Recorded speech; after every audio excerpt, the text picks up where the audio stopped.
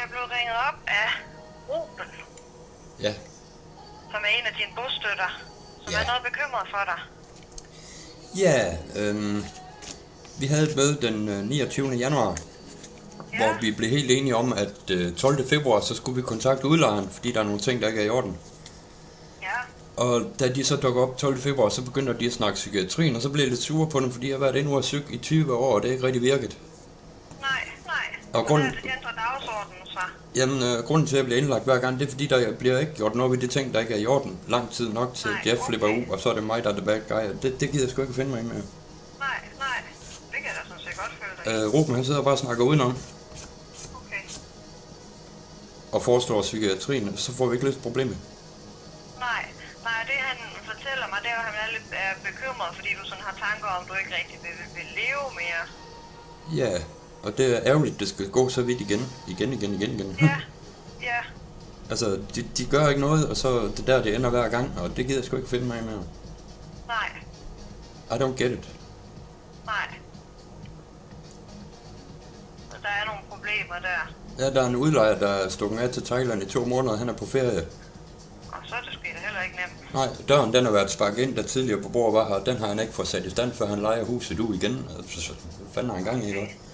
Ja. Jeg går og pakker vinduerne med sølvpapir, for at det ikke trækker ind, og sidder og bliver lidt syg alligevel. Jeg har en halv lungebetændelse i gang allerede. Ja.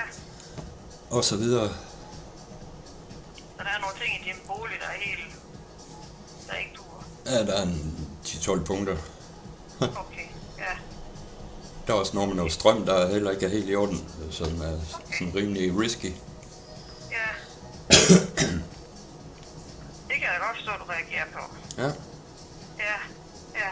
Det startede i 2004. Det startede i 2004 med et boligselskab, der flyttede mig ufrivilligt 2 gange. Okay. Anden gang, der blev jeg flyttet til en lejlighed, der ikke var klar til indflytning, og jeg har billeder, gammelt fremkaldte billeder derfra. Jeg har været i fogedretten, og jeg har været i retten, og jeg har været på politi, og jeg er blevet anholdt, og jeg er blevet tvangsindlagt, og jeg er blevet tvangsmedicineret i en række af 20 år inden ud af det. Okay. Og nu er jeg simpelthen bare fået nok af det hele. For nu, Ja, det kan jeg da sådan set godt føle. nu er det bare det samme igen. Ja. Der er en dokumentar på TV2 Play, der hedder Borte med blæsten. Der kan du prøve at kigge på. Jeg har lige været i Thylejren i 3,5 år, der er jeg heller ikke velkommen mere, fordi jeg også flipper ud over, til de ikke kan tage sammen. Ja. Okay. Og der er et tilsyn fra kommunen, Thisted Kommune, der heller ikke gider indrømme deres fejl. Jeg synes bare ikke, det er fair play. Nej. Har du de her selvmordstanker, Michael? Jamen, de dukker jo op, fordi det er den sidste løsning, jeg kan finde på, så slipper jeg af med balladen, og så er der ikke mere problemer med mig, men så kan de ikke tjene flere penge på det, eller hvad de nu er ude på. Nej, okay. Det er jo det der med medicinindustrien, de kurerer os ikke rigtigt. Det kan de jo sagtens, men så kan de ikke tjene flere penge, hvis vi bliver raske. Nej, det er jo selvfølgelig rigtigt. Ja, det er alle de der konspirationsteorier, der er ved at blive verified i de her dage. Okay. Ja. Jamen, altså, du lyder jo sådan ret samlet, synes jeg egentlig, at tale med. Ja, tusind tak. Det er jeg jo glad for. Ja. Og det er jo det der, det er altid lidt en svær opgave, når vi sådan lige bliver ringet op, fordi vi kender dig jo faktisk ikke rigtigt. Nej. Kunne du have lyst til at have nogle samtaler med os, Michael, om for lige at finde ud af, om der er noget, vi kan hjælpe dig med? Jeg kan ikke rigtig se, hvad I skal kunne gøre ved det med udlejeren, og tingene ikke er i orden her. Nej, det har du fuldstændig ret i. Så det var jo mere det her med, når du sådan får tanker om, du slet ikke vil leve og sådan noget. Og vi kunne hjælpe dig lidt jeg har prøvet at ringe til politiet, men de henviser til lejernes LO, og det kan ikke passe, at jeg skal betale en anden instans penge for måske ikke at gøre noget alligevel. Nej, det kan jo hurtigt komme lidt i klemme i alle de systemer der. Ja, og det kan ikke passe, at jeg skal betale for det. Ligesom når jeg spørger politiet, hvorfor må man ikke køre mere end 30 km i timen på et motorkøretøj, når man ikke har kørekort? Så der er seneste svar, sådan er reglerne. De har ikke engang forklaring på, hvorfor reglerne er sådan. Nej. Og så når jeg spørger, hvor har I deres magtmonopol fra, og hvorfor har I det? Det kan de heller ikke svare på. Sådan er reglerne. Jeg synes simpelthen, det er for tamt. Ja. Undskyld mig. Ja, der kunne man godt, det er helt okay, der kan man godt nogle gange tænke sig, hvis man kunne få en lidt bedre forklaring. Ja. Ja. Og så skal jeg til at ringe ind til Trafikministeriet og sendes rundt og stilles om et par gange mere, og ende der, hvor jeg faktisk startede med at ringe til. Der har jeg prøvet på gang. Så det kører helt i selvsving. Så giver man jo lidt op til sidst. Ja. Altså bare det der med, at man skal betale andre mennesker penge for at få lov til at bevæge sig rundt i den verden, man er født i, det er et pas. Nej. Altså, what the fuck, også? Ja, det kan jeg godt forstå. Det samme med kørekort og jagttegn og fisketegn. Men jeg tænker da også, du kan da have ret i, Michael, som du lige fortæller det her, hvad kan vi hjælpe dig med? Ja, det ved jeg da heller ikke. Nej, altså de bliver ved med at henvise til lægerne, at altså I kan ikke gøre noget ved at udlejeren, han er dum. Nej, det kan vi ikke, det er du fuldstændig ret i. Døren har været sparket ind, og den burde han fandme have sat i stand, før han leger hyben nu igen. Nej, ja. Og man kan sige, at give dig medicin, det ændrer ikke på, at udlejeren er dum. Det er der, det endte endnu af psykiatrien i 20 år i træk. Ja. Og det er derfor, jeg tænker, nu stopper lejen. Ja. Og jeg går nok til ked af, at det skal ende sådan, at jeg sidder og tænker sådan og udtaler det sådan igen. Ja. Og det er jo der, hvor så hele systemet ligesom siger, så bliver vi bekymrede. Ja. Når du sådan ligesom udtrykker ønsker om ikke at være her, og så bliver det jo lige pludselig en lægeopgave. Ja, og det er bare typisk. Ja, ja. Føler du, at så bliver det lige tværet af på os, eller hvordan? Ja, lige præcis. Godt sagt. ja. Og den del, altså det skal du ikke føle over for os i hvert fald, fordi det vil vi gerne snakke med dig om. Ja. Hvis du føler, det kan lindre noget for dig. Jamen altså, jeg blev med politiets hjælp tvangsindlagt, og så er jeg blevet tvangsmedicineret og så videre. Det er jo ikke lige det, jeg har brug for, og så bliver jeg udskrevet, så har jeg det samme problem igen. Faktisk fra Brandevej ude i Aalborg, åben afdeling, blev udskrevet med 1 dags varsel til hjemløshed. Altså det må de jo ikke. Nej. Der er ikke engang... Nej, og umiddelbart, som jeg egentlig også, altså grunden til, at jeg også sådan lige ringer til dem, det er fordi, at jeg har jo heller ikke lyst til bare sådan lige at troppe op ude ved dig med alt muligt, hvis vi ikke virkelig vurderer, at det er tvingende nødvendigt. Ja. Og umiddelbart ud fra det, du lige fortæller mig, så tænker jeg ikke, at det er nødvendigt lige nu. Lige nu, okay. Nej, men heller ikke, altså det ved jeg jo ikke, om det bliver, Michael. Altså, jamen, der går en uge før Ruben han har tid til at være her igen, og i løbet af den uge, jamen der kørte jeg bare sport for mig. Det har jeg lidt på fornemmelsen. Jeg fik lige et knæk med en tudetur, så ringede jeg til Ruben, helt ærligt, nu tager jeg fandme sammen, ikke? Ja. Og så siger han, jamen vi prøver lige at ringe til lægen, og ja, whatever. Ja. Og så føler du, at nu er du strandet der? Ja. Ja. Jeg tror... Kunne du føle, Michael, at du kunne få lidt ud af, at du lige talte med en herindefra sådan et par gange? Måske også mest af alt for lige, at hvis de nu ringer igen, dine bostøtter, så har vi ligesom også lidt kontakt med dig, fordi det bliver jo nemmere at tale med dem om, hvad vores vurdering er, hvis vi lige kender dig lidt. Ja. Fordi det er jo også derfor, nu, så bliver det lige pludselig sådan, hvis vi så bliver ringet op af en bostøtte, der siger, nu er jeg bekymret for, at Michael han begår selvmord, så er vi jo lidt nødt til sådan ret akut at reagere på det. Og så kunne man måske nogle gange godt afbøde lidt ved, hvis vi lige havde lidt kontakt med dig. Det kunne vi have undgået, hvis de havde gjort, som vi aftalte der 12.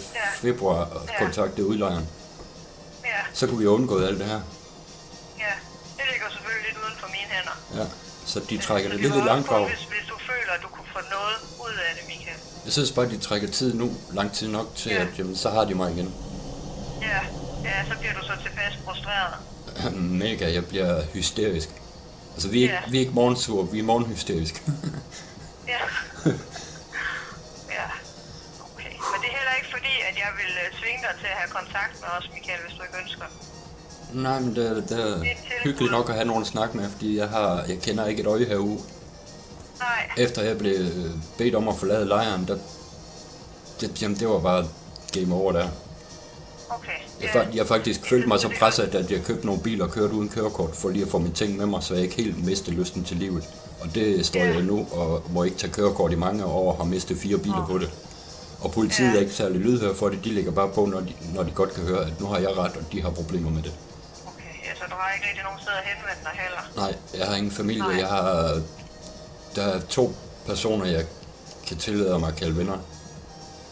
Som jeg har kontakt med. Er de her i nærheden, eller er de langt væk? Det er gamle nabo på Gamle Skivevej. Okay.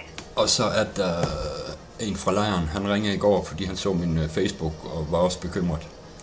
Okay, ja. Så er der Kevin, min nabos kammerat. Okay. Men jeg ved sgu ikke om Altså det der med vendetitlen, den sætter jeg altså bare en streg over, fordi jeg stoler ikke på folk mere. Så langt er det gået. Nej. Og så går det jo nogle gange, når man oplever en masse svigt. Ja. Så mister man jo tilliden. Ja. Der var der er faktisk ham, undskyld jeg afbryder, der er ham fra lejren, der ringede i går, Kryptoboy. Jeg er lige nået til Thylejren, så sparkede de en af deres egne ud. Det var ham. Okay. Og der er bare ryst over, at de kan lade en af deres egne glide så langt væk fra flokken, at han går og råber og skriger til dem, tag jer sammen, wake the fuck up hele tiden, og laver en masse ballade for lige at få dem til at vågne op, eller opmærksomhed. Ja. Jeg er lige nået til lejren, så sparker de ham ud. Og der er flere folk, der ikke er velkommen dermed, og det er faktisk dem, der havde det allersværeste og havde brug for mest støtte fra måske sådan nogen som lejren, men det er jo ikke deres ansvar og så videre og bla bla bla. Okay. Altså jeg ved ikke, de har en vindmøllepark at døje med. Det er den der borte med blæsten på TV2 Play, der kan I prøve at kigge, hvor galt de gik. Ja. Den hedder simpelthen, den har jeg slet ikke hørt om, den hedder simpelthen det samme som filmen. Ja, der er en gammel sort-hvid, ja. Ja, lige præcis. Yes, og jeg har tænkt lidt over det. Ja. Og jeg står i fine kostymer og sådan noget, så ja, det var ikke det værd. Ja. I efteråret, Michael, der var du lige herhenne en tur, så vidt jeg kan se, ved min kollega. Ja. Ja, hvor I også bare snakkede lidt om, og der var noget med noget kitterapien. Du manglede på det tidspunkt. Der var 2 betjente, der kørte mig derind på et tidspunkt, og så spørger jeg, hvad er det der medicinen? Altså, det skulle have været klar sidste gang, jeg var der. Og det var så stadigvæk ikke klar, da betjentene kører mig derind, så der kunne betjentene godt se, at der var nok galt, men så hører jeg heller ikke mere fra dem. Jeg synes ikke rigtig, at jeg blev fulgt op på noget som helst. Nej, fordi så vidt jeg ikke kan se, så var der egentlig lige lagt op til, at du skulle et besøg efterfølgende, og det ved jeg ikke rigtig, hvad der ligesom... Jo, lægen han kom faktisk ud på adressen Gamle Skivevej 25, og så lige fik syn for sagen, og så har jeg faktisk heller ikke hørt mere fra ham. Nej, og det kan jeg heller ikke lige se, hvorfor det lige løb ud i sandet, nemlig, for så står der ikke rigtig så meget mere. Nej, lige præcis. Ja, men det kunne vi jo godt lige prøve at få genetableret, Michael. Jamen, jeg skal ikke, om det nytter noget. Altså, nu er udlejeren på ferie i 2 måneder, så må jeg vente til, han kommer hjem, og så kan han få en skideball. Og det ved jeg selvfølgelig godt, at den del kan vi ikke hjælpe med, men så jeg tænker, det eneste, det skulle ligesom nytte, det var, hvis du tænker, at det kunne være fint, vi lige fik fuldt op på, om det hele bare skrider helt vildt for dig, eller hvad? Det gør det jo, fordi jeg har åbenbart været dum nok til at lave en aftale med ham om, at fordøren, der har været sparket ind, bliver fikset i løbet af året. Der har lige været minus 14 grader her for nogle uger siden, ikke? Og det synes jeg bare ikke er i orden. Nej. Hvor bor du egentlig hen, Michael? Fordi nu er du flyttet siden du boede derude på Gamle Skivevej? Ja, fordi jeg blev pisse syg, og både fysisk og psykisk. Og huset skulle egentlig rives ned, og udlejeren gider ikke at gøre noget ved, at der ikke er varme i huset i tid og utid. De har lavet en billig løsning med at lagt nogle rør over fra naboens pillefyr, og det fejler i tid og utid, og ting sætter sig fast. Det er da også helt holdbart. Vagtlægen... Det er nemlig ikke den adresse, vi har på, når vi har en, der hedder Vestergade 27. Det er korrekt, men naboen der, hvor varmen kom fra, han får jo nogle hæftige anfald, hvor han ligger i kramper og vælter ting ned ad vinduet, og så kommer vagtlægen, så får han sit skud morfin, og så går det 3 dage, hvor jeg ikke har varme over i huset. Okay. Og det sker sådan i ny og næ, og der bliver jeg heller ikke gjort noget ved det. Det er uholdbart, ja. Ja, det duer jo ikke, at din varme ligesom var afhængig af, hvordan naboen lige havde det. Nej, det ender faktisk med, at jeg får poppet min mavesår og hoster blod, og der kommer en ambulance og henter mig til Viborg sygehus, hvor jeg er så dum at sige til lægen, at jeg ikke gider leve mere. Så står 2 betjenter og hiver mig på Viborg psykiatrisk afdeling. Der var jeg 3 uger, det har jeg heller ikke lige brug for. Nej. Simpelthen for langt ud, det der. Wow. Jeg kan godt forstå, Michael, med det du fortæller mig, at du måske ikke har den største tillid til os heller. Ja, efter 20 år, ja. Aalborg, Thisted og Brønderslev, og hvad ved jeg. Men sådan umiddelbart udefra, nu har vi to alligevel talt sammen et kvarters tid nu. Ja. Altså der finder jeg jo egentlig, der er ganske sammenhængende at tale med, det må jeg sige. Ja. Jeg tænker, der er en masse belastninger, som vi rent lægefagligt ikke kan gøre noget ved. Ja, som jeg plejer at sige, vi er jo ikke født i går. Hvad? Som jeg plejer at sige, vi er jo ikke født i går. Nej, det er præcis. Så fordi på den måde er jeg heller ikke utryg ved at ikke skulle gøre en hel masse, men jeg vil bare gerne tilbyde dig, at vi kan følge op på dig, hvis du synes, det kunne være rart. Det behøver du ikke tage stilling til lige nu, det må du også gerne. Jamen, jeg kan ikke rigtig se nogen grund til, at I skulle blande sig. Nej, men det er også helt i orden. Så lader vi bare være med det. For det er jo langt uden for jeres kompetenceområde. Ja, og så kan det jo godt være på et eller andet tidspunkt, Michael, hvis det nu er, at din bostøtter igen måske finder nu, at de lige brug for at spare eller et eller andet, så kan det jo godt være, at vi kommer til at belemre dig med at ringe til dig. Jamen, det er helt i orden, så har jeg nogen at snakke med. Jamen, det er jo det. Jeg sidder bare her. Du må altid ringe til os også, hvis du tænker, der er et eller andet. Ja. Altså, jeg tog til Brønderslev Syg, da der var ballade i lejren, og så kunne jeg ikke få udgang til køretimer, så jeg fik ikke mit kørekort. Det kunne have reddet en hel del. Ja. Og det var derfor, jeg så kører rundt uden kørekort for at komme videre. Ja, det er jo ikke så snilt. Og så blev jeg straffet for det nummer ikke til kørekort i 7 år. Dammit, ikke også? Ja. Jeg har også selv været dum. Det er jo sgu godt indrømme. Men det der, det er der mange mennesker, der er. Det er simpelthen gået for vidt for længe. Ja. Wow. Men Michael, skal vi så ikke sige, at det var det, vi gjorde ud af det lige nu? Jo. Ja, og ellers så må du, som sagt, du må altid ringe til os. Yes, og så kan jeg sige, haha Ruben, tag dig sammen med. Hvad siger du? Så kan jeg sige, haha til Ruben, tror du selv på den, tag dig lige sammen. Ja, eller hvordan du nu vil pakke det. Jamen, de får en skideball. Nu har jeg været flink i lang tid nok, 20 år der. Nu finder jeg mig ikke ind med. Nej, det må du tage med dem. Yes. Jeg tænker heller ikke, vi skal til sådan at stå og være mellemmænd og alt muligt. Det får vi heller ikke noget ud af. Nej. Men vi vil jo altid gerne hjælpe med at lave en vurdering, ikke også? Yes. Det er i orden. Jamen, så vil jeg sige tak for samtalen, Michael. Men lige måde da. Det er godt. Du ringer, hvis der bliver noget, ikke? Yes, og god weekend, når I når dertil. Tak. Tak skal du have i lige måde. Ja. Hej. Hej.